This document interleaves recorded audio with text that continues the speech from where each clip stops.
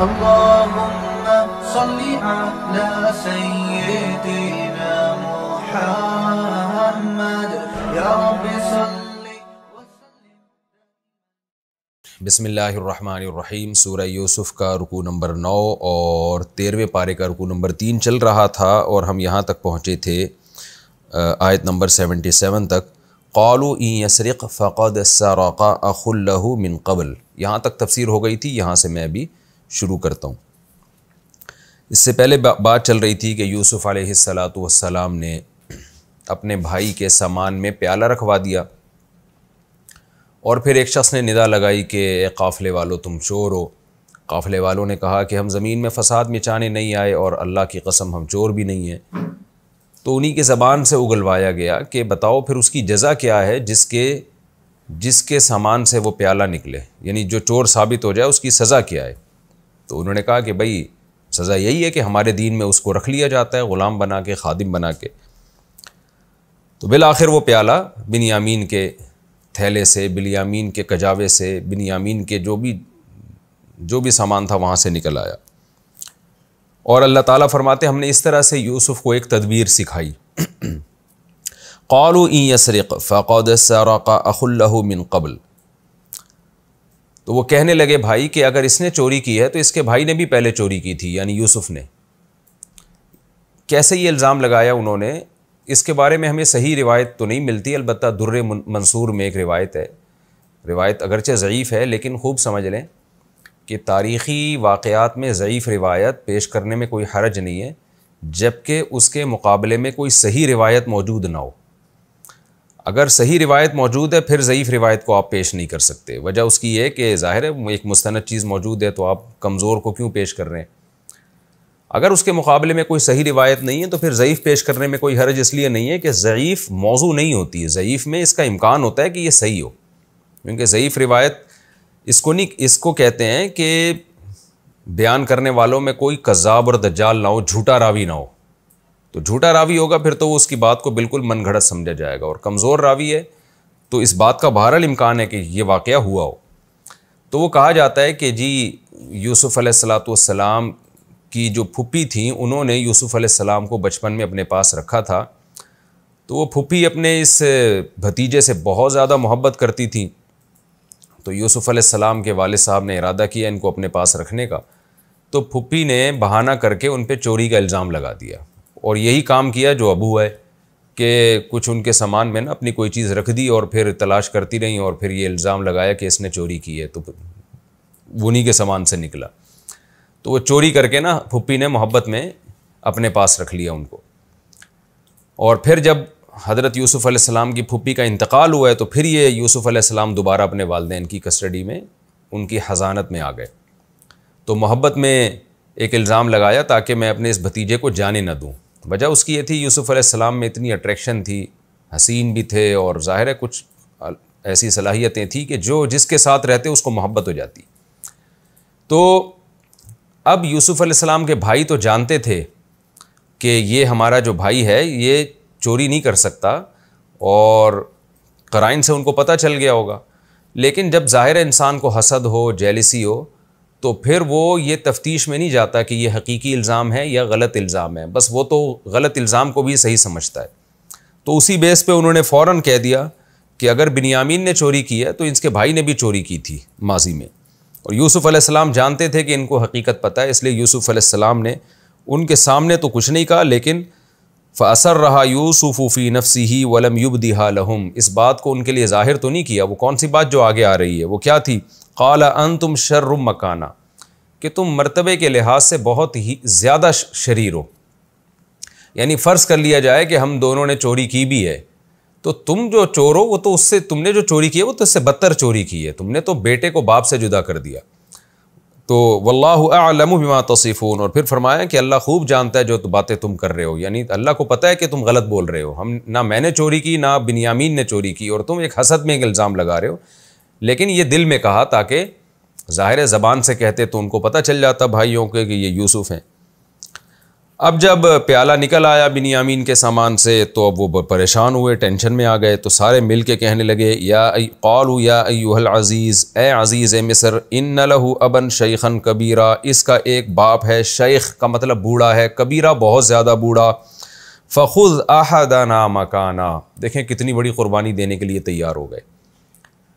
حالانکہ بھائی سے حسد بھی ہے، انہیں تو خوشی ہوئی ہوگی کہ چلو یار یہ جو ہے اس کو سزا مل رہی ہے بھائی کو، لیکن اس دفعہ قربانی دینے کے لیے تیار ہوئے کہ جرم اس نے کیا، سزا ہم پانے کے لیے تیار ہیں، جس پہ ہاتھ رکھو گے اس کو لے جاؤ۔ ان کا خیال یہ تھا کہ یوسف علیہ السلام جو ہے فوراً مان جائیں گے، کیونکہ بنیامین تو چھوٹا ہے، ظاہر ہے وہ خدمتیں نہیں کر سکتا، اور یہ ماشاءاللہ بڑے بڑے لمبے جوان، یہ طاقتور تھے، جیسے انہوں نے کہا تھا نا نحن عصبۃ، ہم پاورفل ہیں۔ لیکن ان کو کیا پتا کہ یہ تو حضرت یوسف علیہ السلام ہی کا پلان ہے، تو کہنے لگے ہم میں سے کسی کو بھی رکھ لیں آپ، ہم سزا کھانے کے لیے اس کے بدلے میں تیار ہیں۔ انا نراک من المحسنین، ہم آپ کو سمجھتے ہیں کہ آپ اچھا عمل کرنے والے، احسان کرنے والے، ہمارے ساتھ اچھا سلوک کریں گے۔ قال معاذ اللہ، یوسف علیہ السلام نے فرمایا اللہ کی پناہ اس بات سے کہ ہم ایسے شخص کو رکھیں جس کے پاس سے سامان نکلا ہے، اس کے علاوہ کسی اور کو ہم رکھیں، یہ کیسے ہو سکتا ہے؟ انا اذا لظالمون، اس صورت میں تو ہم بڑے ظالم ہوں گے۔ ظاہر ہے سزا جرم کسی نے کیا، سزا اس کے بدلے میں کسی اور کو دی جائے تو یہ عرف میں ظلم ہی سمجھا جاتا ہے۔ تو یہ ہمارا رکوع الحمدللہ کمپلیٹ ہوا، اس میں ہمیں کیا اسباق ملتے ہیں میں خلاصہ پیش کر دیتا ہوں کہ یوسف علیہ السلام نے اپنے بھائی کو بلا کے اس سے کہا کہ مایوس مت ہونا۔ تو دیکھیں اس سے پتہ چلتا ہے کہ جن آزمائشوں میں یوسف علیہ السلام تھے، ان کے بھائی بنیامین بھی آزمائشوں میں تھے، تو کیسے اللہ نے ملا کے ان سے آزمائشوں کو دور کر دیا، اور یعنی جیسے یوسف سے آزمائشوں کو دور کیا، بنیامین سے بھی آزمائشوں کو دور کیا۔ دوسری اہم بات ہمیں یہ پتہ چلتی ہے کہ کوئی بھی حیلہ یا کوئی بھی تدبیر اختیار کرنا یہ شرعاً جائز ہے، بشرطے کہ آپ حق پر ہوں، کسی پہ ظلم کرنے کے لیے جائز نہیں ہے۔ اب یوسف علیہ السلام چونکہ برحق تھے، اللہ کی طرف سے ان کو حکم تھا کہ بھائیوں کو مزید ٹینشن دو، یہ ٹینشن بھائیوں کے حق میں ان کے گناہوں کی معافی کا ذریعہ بنے گی، عبرت کا ذریعہ بنے گی، اور باپ کے حق میں اللہ کی طرف سے ایک آزمائش ہوگی۔ تو وہ ٹینشن کیا دینی ہے؟ کبھی بنیامین کو رکھ لینا ہے اپنے پاس۔ تو چونکہ یہ اب یوسف علیہ السلام اس سب کچھ کرنے میں برحق تھے، اللہ کے حکم سے کر رہے تھے، تو اس کے لیے ان کے لیے حیلہ اختیار کرنا بھی جائز تھا کہ بھئی کس طرح سے رکھیں، تو کوئی بات نہیں بھی پیالہ سامان میں رکھ دو اور جو ہے اور پھر اس طریقے سے ان پہ الزام لگا کے اپنے پاس رکھ لو۔ وہ الزام جھوٹا نہیں تھا، کیونکہ شریعت میں جھوٹ بولنا جائز نہیں ہے اور توریہ کرنا جائز ہے۔ تو یوسف علیہ السلام نے بھی توریہ کیا تھا، بھائی کو تو ایک دفعہ بھی نہیں کہا کہ یہ چور ہے، بلکہ ندا کروائی کہ تم لوگ چور ہو۔ تو ظاہر ہے وہ چور تھے، اس معنی میں چوری کی تھی انہوں نے کہ یوسف علیہ السلام کو چوری کر لیا تھا انہوں نے، تو یہ توریہ کہلاتا ہے۔ تو آج بھی اگر کسی پہ ظلم ہو رہا ہو تو ظلم سے بچنے کے لیے وہ توریہ بھی کر سکتا ہے، کوئی حیلہ بھی کر سکتا ہے۔ اس کی بہت ساری فقہ میں مثالیں ملتی ہیں کہ مثال کے طور پر کوئی شخص آپ کا قرضہ واپس نہیں کر رہا، ایک آدمی نے آپ کے 1 لاکھ روپے دینے، وہ واپس نہیں کر رہا، اور آپ کو پتہ ہے کہ اس کے پاس واپس کرنے کی استطاعت ہے، تو حضرات فقہا نے یہ مسئلہ بیان کیا ہے، قرآن و حدیثی سے استنباط کیا ہے کہ آپ کوئی حیلہ کر کے اپنی رقم لے سکتے ہیں اس سے۔ مثال کے طور پر آپ کوئی بھی ایسا جس کو آج کے زمانے میں ڈرامہ کہا جاتا ہے نا، کوئی بھی ڈرامہ کر کے کسی بھی طریقے سے آپ اپنے پیسے نکلوا سکتے ہیں۔ مثال کے طور پر آپ اس سے قرضہ لے لیں، یعنی کسی شخص کے نام پہ قرضہ لے لیں، کسی شخص کو بھیجیں اور بولیں کہ بھائی اس سے بولو کہ مجھے 1 لاکھ روپے کی ضرورت ہے، تمہیں وہ دے دے گا، مجھے تو دے نہیں رہا، تو ادھر سے لے کے پھر ادھر لے لیے۔ یا یہ بھی جائز ہے کہ وہ پھر بھی نہ دے رہا ہو تو اس کی کوئی چیز چوری کر لی جائے اور اس کو مارکیٹ میں بیچ کے اپنی پیسے لیے جائیں اور باقی رقم اس کو واپس کر دی جائے۔ تو یہ چوری لفظی اعتبار سے یہ عمل چوری کہلائے گا، حقیقت میں یہ چوری نہیں ہے۔ اس لیے نہیں ہے کہ اس میں آپ کا مقصد اپنا حق وصول کرنا ہے، اس کا حق دبانا نہیں ہے۔ چوری میں کسی کا حق دبایا جاتا ہے، یہاں اس کو میں ظاہر لحاظ سے چوری کہہ رہا ہوں، حقیقت میں یہ چوری نہیں ہے۔ تو اس طرح سے کسی بھی طریقے سے شریعت نے اجازت دی ہے کہ آپ اپنا حق اس سے وصول کر سکتے ہیں، بشرطے کے سامنے والا ظلم کر رہا ہو۔ ہاں اس کے پاس دینے کی استطاعت نہیں ہے، پھر ایک الگ بات ہے، پھر جائز نہیں ہے۔ آگے چلتے ہیں ہم اگلے رکوع کی طرف۔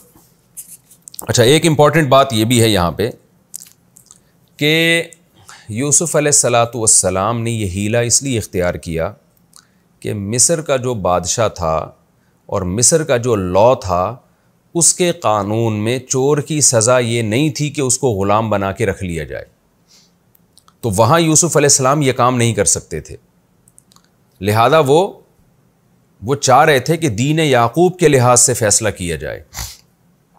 اس سے ہمیں یہ بھی سبق ملتا ہے کہ کسی غیر مسلم ریاست میں کوئی عہدہ لینا بھی جائز ہے اور پھر اس کے ملکی قوانین کی رعایت کرنا بھی جائز ہے۔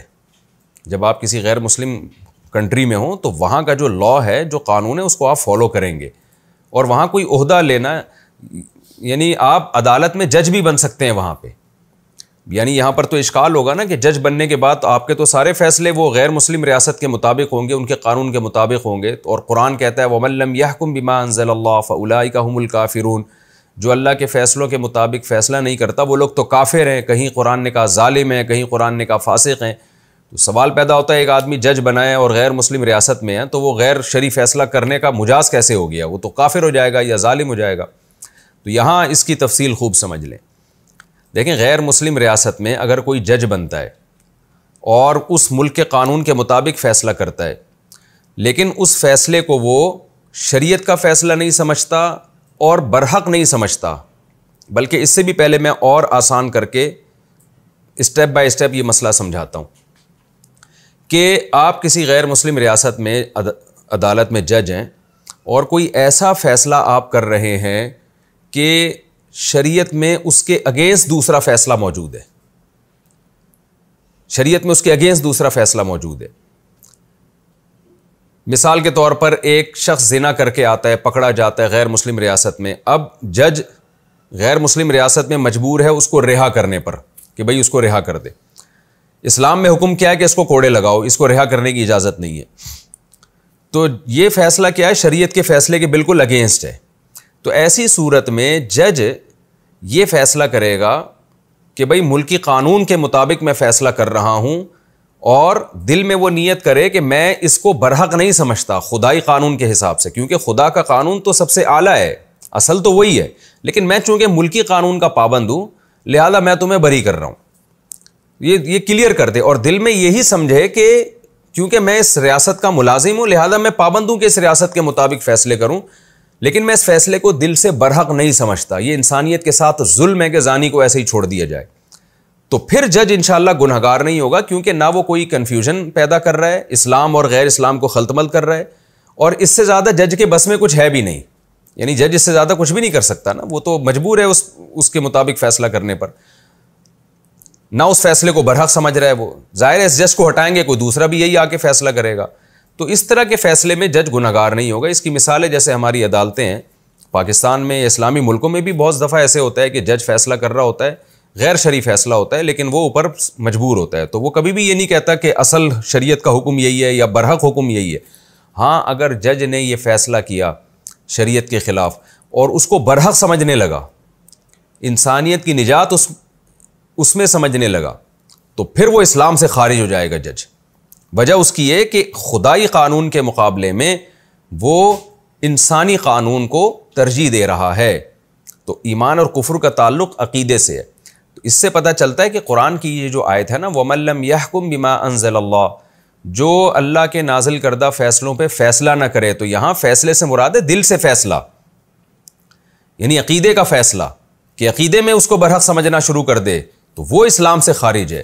عقیدے میں اگر برحق نہیں سمجھتا تو ظاہری لحاظ سے فیصلہ کرتا ہے، تو ظاہری لحاظ سے فیصلے میں وہ چونکہ پابند ہے ایک ملکی اور ریاست کے قانون کے مطابق فیصلہ کرنے پر، لہذا اس پابندی کے بیس پہ اس کو گناہ نہیں ملے گا۔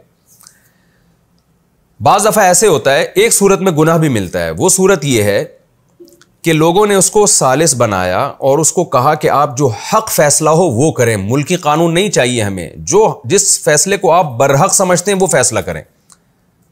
ایسی صورت میں اگر وہ شریعت کے خلاف فیصلہ کرتا ہے، کیونکہ لوگوں نے اس کو ثالث بنایا ہے، جیسے علماء کرام اور مفتیان کرام کے پاس لوگ آتے ہیں یا قبائلی جرگے ہوتے ہیں۔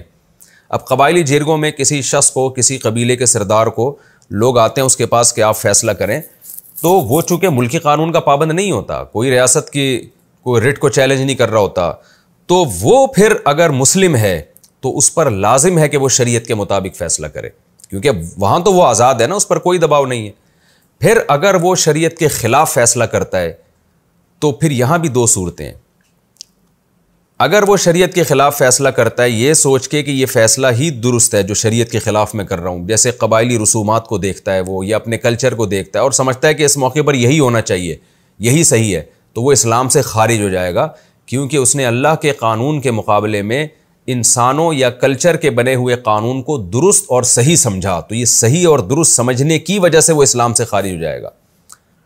اور اگر وہ یہ سمجھتا ہے کہ نہیں جی اصل تو اللہ ہی کا قانون ہے، لیکن وہ اپنی قبائلی رسومات کے مطابق فیصلہ کرتا ہے یا کلچر کو دیکھ کے فیصلہ کرتا ہے یا کسی کے دباؤ میں آ کے فیصلہ کرتا ہے، اس لیے کہ بھئی اس پر ایک دباؤ ہے یا اس کو کسی لالچ میں آ کے فیصلہ کرتا ہے، تو ایسی صورت میں وہ گنہگار ہوگا، کافر نہیں ہوگا، جبکہ اس کے دل میں یہ عقیدہ ہو کہ اصل فیصلہ تو اللہ ہی کا فیصلہ ہے، لیکن میں لالچ میں آ کے غلط فیصلہ کر رہا ہوں یا اپنے قوم اور قبیلے کی محبت میں آ کے غلط فیصلہ کر رہا ہوں، تو ایسی صورت میں چونکہ اس کو یہ احساس ہے کہ یہ فیصلہ میرا غلط ہے لیکن لالچ میں کر رہا ہے یا دباؤ میں کر رہا ہے، تو کبیرہ گناہ کا مرتکب تو ہوگا لیکن اسلام سے خارج نہیں ہوگا، کیونکہ یہ عملی خرابی ہے، یہ عقیدے کی خرابی نہیں ہے۔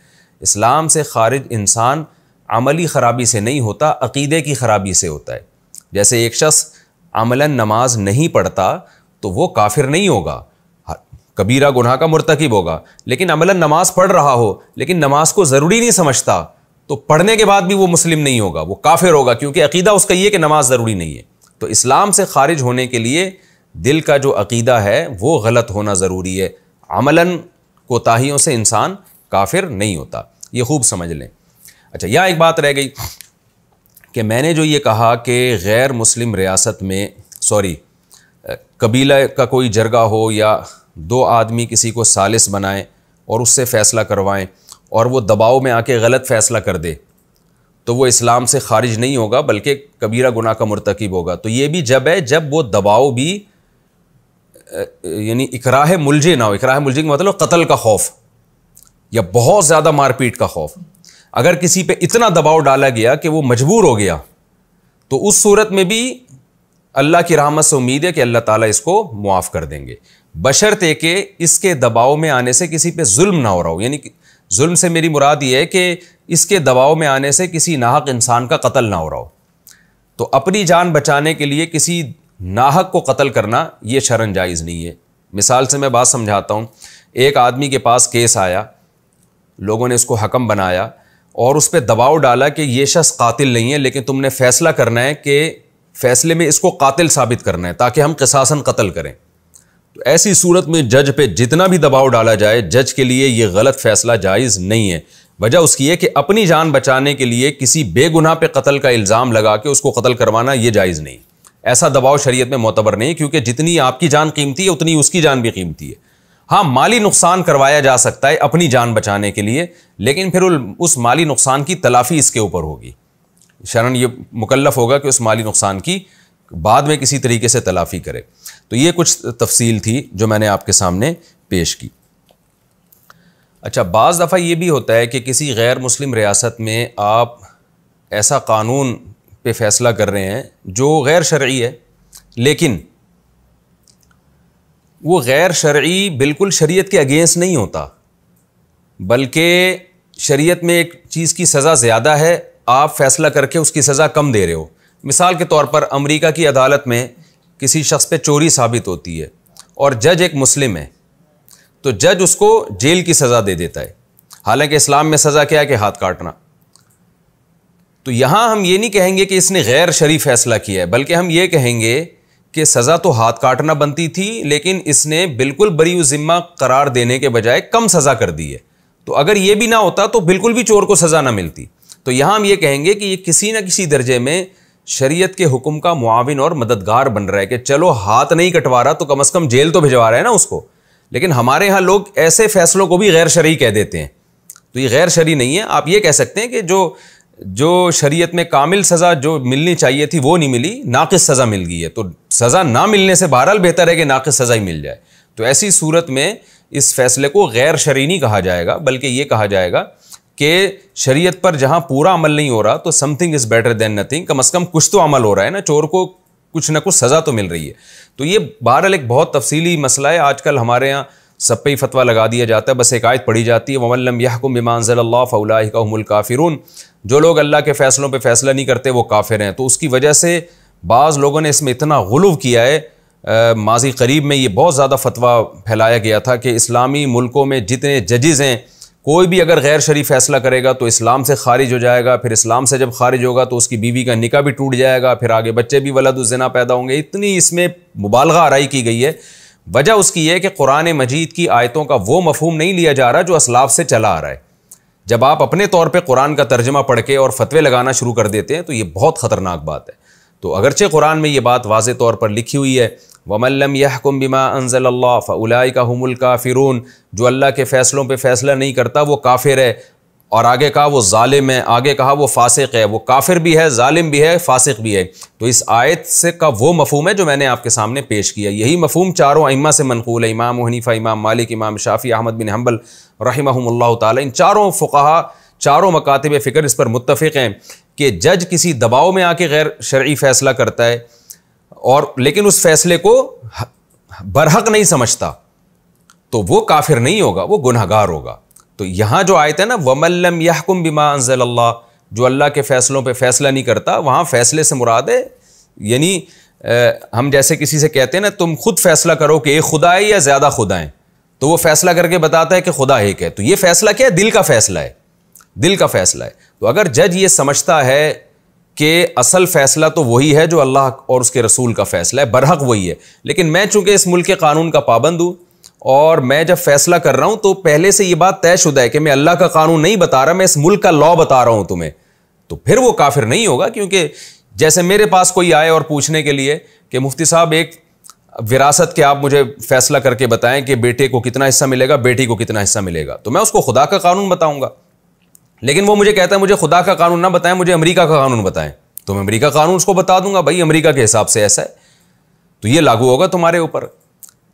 تو یہاں کبھی بھی میں ایسا نہیں ہوگا کہ میں کہوں گا کہ خدا کے قانون کے مقابلے میں امریکہ کا قانون بہتر ہے، بلکہ بھائی جو تم نے پوچھا ہے میں وہ بتا رہا ہوں۔ تو جج بھی جب کوئی شخص جج کے پاس کسی کنٹری میں جاتا ہے تو وہ یہ سوچ کے جاتا ہے کہ جج مجھے اس ملک کے قانون کے حساب سے فیصلہ کرے گا، وہ خدائی قانون کے حساب سے فیصلہ نہیں کرے گا، اور جج کے بارے میں پہلے سے یہ بات طے شدہ ہوتی ہے۔ تو اگر جج اس مخلوق کے قانون کو خدائی قانون سے اعلیٰ اور افضل سمجھتا ہے تو کافر ہے، اگر اعلیٰ اور افضل نہیں سمجھتا پھر کافر نہیں۔ ہاں جو عدالت میں جا رہا ہے نا اس کے بارے میں بہت سخت خطرہ موجود ہے۔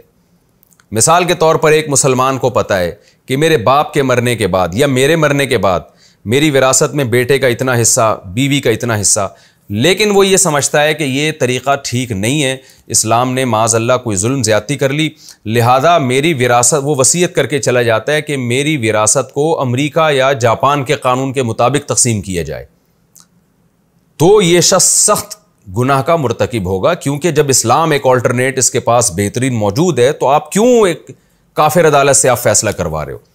تو یہاں بھی یہی ہے کہ اگر یہ شخص اس قانون کو صحیح سمجھتا ہے اللہ کے قانون کے مقابلے میں تو کافر بھی ہے، اور اگر صحیح نہیں سمجھتا بلکہ وہ مانتا ہے کہ اللہ کا قانون درست ہے لیکن کوئی لالچ میں آ کے یا کسی دباؤ میں آ کے غیر شرعی فیصلہ کروا رہا ہے تو پھر یہ کبیرہ گناہ کا مرتکب ہے، پھر کافر تو نہیں ہے لیکن بہت سخت گناہ گار ہو گئی۔ تو اس لیے جو غیر مسلم ممالک میں رہنے والے مسلمان ہیں جو عدالتوں میں کیس لے کے جاتے ہیں ان کو بہت غور و فکر کرنا چاہیے کہ جب ایک اسلام کا متبادل نظام ہمارے پاس موجود ہے تو ہم کسی اور سے فیصلہ کیوں کروا رہے ہیں۔ تو ججز کے لیے معاملہ اتنا خطرناک نہیں ہے، زیادہ خطرناک معاملہ، یعنی ججز سے میری مراد وہ جج جو کسی غیر مسلم ریاست میں جج ہو، اس کے لیے معاملہ اتنا ڈینجرس نہیں ہے، ڈینجرس ان لوگوں کے لیے کہ جو اس عدالت میں کیس لے کے جاتے ہیں اور وہ ہیں بھی مسلم۔ تو اس لیے قرآن مجید میں اللہ تعالیٰ کا ارشاد ہے فَلَا وَرَبِّكَ لَا يُؤْمِنُونَ حَتَّى يُحَكِّمُوكَ فِي مَا شَجَرَ بَيْنَهُمْ، یہ لوگ اس وقت تک مومن نہیں ہو سکتے جب تک یہ اسلام سے فیصلہ نہ کروائیں۔ تو مسلم کے لیے یہ اس پر یہ واجب ہے کہ وہ اپنے فیصلے اسلام کے مطابق کروائیں۔ اگر ملکی قانون اور اسلام کا قانون ایک دوسرے کے اپوزٹ ہیں تو پھر اسلام سے فیصلہ کروائیں۔ ہاں بہت سے قوانین ایسے ہوتے ہیں جہاں اسلام اور ملکی قانون آپس میں ٹکرا نہیں رہے ہوتے، تو وہاں پھر شریعت میں اجازت ہے کہ آپ ملکی قانون سے فیصلہ کروا سکتے ہیں۔ یہ ایک اہم پوائنٹ کی بات تھی جو میں نے آپ کے سامنے پیش کی۔ ہم آپ آگے چلتے ہیں۔ اب ہم شروع کرتے ہیں جی سورہ یوسف کا رکوع نمبر 10 اور 13ویں پارے کا رکوع نمبر 4۔ حسب معمول اس رکوع کا سب سے پہلے لفظی ترجمہ مختصر گرامر کے ساتھ، پھر انشاءاللہ اس کی تفسیر ہوگی۔ فَلَمَّا اسْتَيْأَسُوا مِنْهُ، پس جب وہ مایوس ہو گئے۔ استیأس یستیئسو، یئس یئسو کا معنی مایوس، یہ مایوس مفعول کا صیغہ ہے مقتول کی طرح۔ جب وہ مایوس ہو گئے منہ بنیامین سے، خلصوا تو خالص ہوئے یعنی تنہا ہوئے۔ خالص کا مطلب کیا ہوتا ہے؟ کسی اور چیز کی آمیزش نہ ہو، تو خلصوا دوسروں سے ہٹ کے بالکل کہیں سائڈ پہ چلے گئے سارے بھائی۔ نجیہ سرگوشی کرنے لگے۔ نجیہ مناجات کا لفظ آپ نے سنا ہوگا نا، اسی سے ہے یہ سرگوشی کرنا۔ قال کبیرہم، تو ان میں جو بڑا بھائی تھا اس نے کہا، الم تعلموا، کیا تم نہیں جانتے، ان اباکم، بے شک تمہارے ابا نے، قد اخذ، تحقیق لے چکے ہیں، علیکم تم پر، موثقا من اللہ، اللہ کے نام کے ساتھ ایک مضبوط ایگریمنٹ، یعنی اللہ کی طرف سے ایک مضبوط معاہدہ تمہارا باپ تم سب سے کر چکا ہے۔ وہ معاہدہ کیا تھا کہ تم بنیامین کو لازمی لے کر آنا ہے۔ وَمِن قَبْلُ، اور اس سے پہلے، مَا فَرَّطْتُمْ فِي یوسف، وہ بات بھی ہے جو تم نے یوسف کے بارے میں تفریط کی تھی۔ تفریط کا معنی ہوتا ہے کوتاہی کرنا، افراط کا معنی بڑھا دینا، کہتے ہیں نا افراط و تفریط۔ تو فرط یفرط تفریطاً، یعنی یوسف کے بارے میں جو تم پہلے کوتاہی کر چکے ہو وہ بھی ایک واقعہ ہے، اور اس کے ساتھ ایک اور چیز ہو گئی۔ فلن ابرح الارض، بریح یبرح کا معنی ہوتا ہے مسلسل قائم رہنا۔ تو لن ابرح، یہ اچھا، یہ جیسے لا یزالو ہے نا، یزالو کے ساتھ لا کا لفظ آتا ہے، اس کا معنی ہوتا ہے کنٹینیو رہنا، تو اسی طرح لا ابرح کا بھی یہی معنی ہے، لن ابرح مسلسل میں رہوں گا، یہ مطلب ہوگا اس کا۔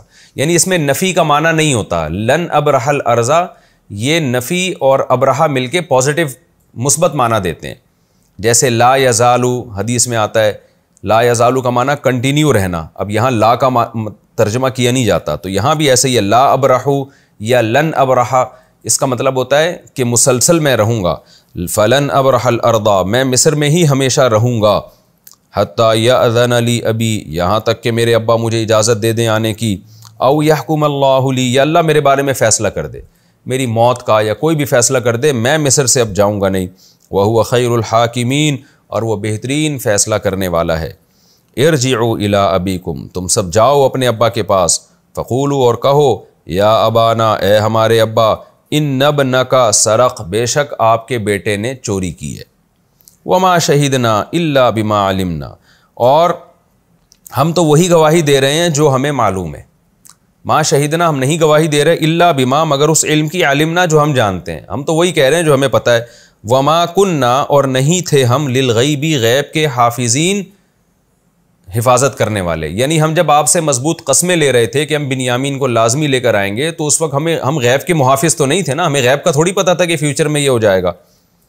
واسأل القریہ، سأل یسأل، پوچھنا، اصل میں الف تھا جو لکھا ہوا تھا وہ سائلنٹ بھی ہو گیا اور اس کو کتابت میں بھی حذف کر دیا۔ واسأل القریہ، اس بستی سے پوچھیں آپ، التی کننا فیہا، وہ بستی جس میں ہم تھے، والعیر التی، اور وہ قافلہ، اس سے بھی پوچھیں، اقبلنا فیہا، جس قافلے میں ہم لوٹے ہیں، یہ پورا ایک قافلہ چلا تھا تو اس قافلے والوں سے جا کے پوچھیں۔ وَإِنَّا لَصَادِقُونَ، اور بے شک ہم سچے ہیں، ہم جھوٹ نہیں بول رہے۔ قَالَ بَلْ سَوَّلَتْ لَكُمْ أَنفُسُكُمْ أَمْرًا، حضرت یعقوب نے فرمایا، نا نا نا نا نا، بلکہ گڑھ لیا ہے تمہارے لیے تمہارے نفسوں نے کوئی معاملہ۔ وہی الفاظ حضرت یعقوب نے دہرائے جو یوسف علیہ السلام کے معاملے میں دہرائے تھے، کچھ گھڑ لیے نئی بات تم نے۔ فَصَبْرٌ جَمِيلٌ، پس ایسا صبر کروں گا جس میں کسی سے کوئی شکایت نہیں ہوگی۔ عَسَى اللّٰهُ، اللہ سے امید ہے، أَن يَأْتِيَنِي بِهِمْ جَمِيعًا، کہ اللہ ان سب کو واپس لے آئے۔ إِنَّهُ هُوَ الْعَلِيمُ الْحَكِيمُ، بے شک وہ خوب جاننے والا اور حکمت والا ہے۔ وَتَوَلَّى عَنْهُمْ، اور یعقوب علیہ السلام نے ان سب سے پیٹھ پھیری۔ وقال، اور کہنے لگے، یا اسفا علی یوسف، ہائے افسوس ہے یوسف پر. اسفا جب غم کے موقع پر انسان کو بہت گھٹ رہا ہوتا ہے نا، وہ جیسے ہم اردو میں ہائے کہہ دیتے ہیں، تو یہ ایسے اسف اصل میں تأسف کو کہتے ہیں، غم اور تأسف. یا اسفا علی یوسف، ہائے غم ہے، افسوس ہے یوسف پر. وابیضت عیناہ، ابیضا اصل میں ابیضا یہ لکھنا ہے بیض سے، بیض کہتے ہیں نا سفید بیز، ابیض سفید رنگ کو کہتے ہیں، بیز اس کی جمع آتی ہے، ابیض بیاض سفیدی کو کہتے ہیں. اور افعلال باب آتا ہے ابیضا سفید ہونا، بیضا عربی میں انڈے کو کہتے ہیں، وہ بھی سفید ہوتا ہے نا. وابیضت عیناہ، آپ کی دونوں آنکھیں سفید ہو گئیں، یعنی نابینا ہو گئی، یہ کنایہ ہے نابینا ہونے سے. من الحزن، غم کی وجہ سے. فہوا کظیم، اور آپ گھٹ رہے تھے. قظم کہتے ہیں یعنی غم کے یا غصے کے کڑوے گھونٹ کو پینا. جب گھٹ رہا ہوتا ہے نا انسان کہ وہ اپنے غم کو ظاہر نہ کر سکے اور گھٹ رہا ہو، تو اس صورت کو قظم کہا جاتا ہے. قرآن میں آتا ہے نا والکاظمین الغیظ، نیک لوگوں کی اللہ نے علامت بیان کی جو غیظ و غضب کے کڑوے گھونٹ کو پیتے ہیں، برداشت کرتے ہیں. قالو، تو بیٹے کہنے لگے تاللہ، اللہ کی قسم، تفتأ تذکر یوسف. تفتأ کا معنی بھی کنٹینیو رہنا، لا یزالو کنٹینیو کسی کام میں رہنا، لا اب یبرحو کنٹینیو کسی کام میں رہنا، تفتأ کنٹینیو کسی کام میں رہنا. یہ تینوں لفظ ایک ہی معنی میں استعمال ہوتے ہیں. تفتأ، آپ مسلسل، تذکر یوسف، یوسف کو یاد کرتے رہیں گے، حتیٰ تکون حرزن، یہاں تک کہ مریض بن جائیں. حرز اس بیماری کو کہتے ہیں جس میں انسان کی موت واقع ہو جاتی ہے، یعنی خطرناک بیماری. حتیٰ تکون حرزن، یہاں تک کہ آپ شدید بیمار ہو جائیں گے، ایسی بیماری جو قریب بموت ہو. او تکون من الہالکین، یا بالکل ہی ہلاک نہ ہو جائیں کہیں. یعنی آپ مسلسل یوسف کو اب تک یاد آپ نے رکھا ہوا ہے، یہاں تک کہ یوسف کے غم میں ہمیں خطرہ ہے کہ آپ شدید بیمار نہ ہو جائیں، لاغر نہ ہو جائیں، یا آپ کی موت ہی واقع نہ ہو جائے. قالا، تو یعقوب علیہ السلام نے فرمایا، انما اشکو، میں تو صرف شکایت کرتا ہوں، بثی اپنی پریشانی کی، وحزنی اور اپنے غم کی، اللہ اللہ سے. بث کا معنی بھی پریشانی اور حزن کا معنی بھی پریشانی. انما اشکو بثی وحزنی اللہ، یعنی اس کا ترجمہ کیا جاتا ہے رنج و غم. وَأَعْلَمُ مِنَ اللَّهِ، اور میں اللہ کے بارے میں جانتا ہوں، ما وہ باتیں، لا تعلمون، جو تم نہیں جانتے. یا بنیا، اے میرے بیٹو، اذهبوا، جاؤ، فتحسسوا، اور تلاش کرو. تحسس کا معنی یہ حس سے نکلا ہے نا، جستجو کرو، تلاش کرو، می یوسف، یوسف کی، وَأَخِيهِ، اور اس کے بھائی کی. وَلَا تَيْأَسُوا مِن رَوْحِ اللَّهِ، روح رحمت کو کہتے ہیں، اور اللہ کی رحمت سے نا امید مت ہو. انہو، بے شک بات یہ ہے کہ لا ییأسوا من روح اللہ، اللہ کی رحمت سے مایوس نہیں ہوتے، الا القوم الکافرون، مگر وہ قوم جو کافر ہے. کافر لوگ ہی اللہ کی رحمت سے مایوس ہوتے ہیں. فلما دخلوا علیہ، پس جب یہ یوسف کے پاس آئے، بھائی دوبارہ چلے گئے مصر میں، یوسف کے پاس آئے. قالوا، کہنے لگے، یا ایھا العزیز، اے عزیز مصر، مسنا، چھوا ہے ہم کو، وَأَهْلَنَا، اور ہمارے گھر والوں کو، الضر، مصیبت نے، بھوک نے، افلاس نے، قحط پڑا ہوا ہے اور جمع پونجی ختم ہو گئی ہے، تو ہمیں بہت سخت مشکلات نے گھیرا ہوا ہے. وَجِئْنَا، اور ہم لائے ہیں. اصل میں جئنا کا معنی آنا، لیکن جب اس کے بعد با ہو تو اس کا معنی لانا. تو ہم لائے ہیں بِضَاعَةٍ، بضاعہ کا مطلب جمع پونجی، مزجاتن کا معنی بہت تھوڑی سی، یعنی ہم بہت تھوڑی سی جمع پونجی لے کر آئے ہیں، یعنی ہمارے پاس راشن کے پورے پیسے بھی نہیں ہیں، یہ مطلب ہوا. ہم بہت ہی تھوڑی سی جمع پونجی لے کر آئے ہیں. یہ آج کل محاورہ بھی ایک علماء کے ہاں استعمال ہوتا ہے، بضاعت مزجات، تھوڑی بہت جو جمع پونجی کہیں سے ادھر سے کچھ کر لیا، ادھر سے کر لیا، وہ ہے، یعنی پوری قیمت نہیں ہے ہمارے پاس. فَأَوْفِي، پس آپ پورا کریں. اوفا یوفی ایفان کا معنی پورا کرنا. لَنَا الْكَيْلِ، ہمارے لیے کیل کو، جو پیمانہ ہے وہ ہمیں پورا دے دیں. آپ پیسے ہمارے پاس پورے نہیں ہیں، پیمانہ ہمیں پورا دے دیں کیونکہ گھر میں بڑی مشکلات ہیں. وَتَصَدَّقْ عَلَيْنَا، اور صدقہ کریں ہمارے اوپر. یہ بھی ایک صدقہ ہی ہو گیا نا کہ قیمت ہم کم لے کر آئے ہیں لیکن راشن ہمیں پورا دے دیں، گھر کے حالات بہت خراب ہیں. ان اللہ، بے شک اللہ تعالیٰ، یجزی المتصدقین، صدقہ کرنے والوں کو بہترین بدلہ دیا کرتا ہے۔ قال هل علمتم، یوسف علیہ السلام نے کہا کیا تمہیں معلوم ہے ما فعلتم بیوسف، جو تم نے یوسف کے ساتھ کیا تھا، واخیہ اور اس کے بھائی کے ساتھ، اذ انتم جاہلون جب تم جہالت میں تھے، ناسمجھی میں تھے، تمہیں وہ وقت یاد ہے جب تم نے یوسف اور اس کے بھائی کے ساتھ جو ظلم کیا تھا؟ قالوا، وہ کہنے لگے، انکا، کیا بے شک آپ، لانتا، آپ، یوسف ہیں، یعنی دو دفعہ تاکید کی، کیا آپ، یعنی آپ یوسف ہیں، کیا واقعی آپ یوسف ہیں؟ قال انا یوسف، یوسف علیہ السلام نے کہا میں یوسف ہوں، وہذا اخی، اور یہ میرا بھائی ہے، قد من اللہ علینا، تحقیق احسان کیا ہے اللہ نے ہمارے اوپر، انہ، بے شک بات یہ ہے، من یتقی، جو تقوی اختیار کرتا ہے، ویصبر، اور صبر کرتا ہے، فإن اللہ لا یضیع اجر المحسنین، اللہ ایسے نیک لوگوں کے اجر کو ضائع نہیں کرتے۔ قالوا،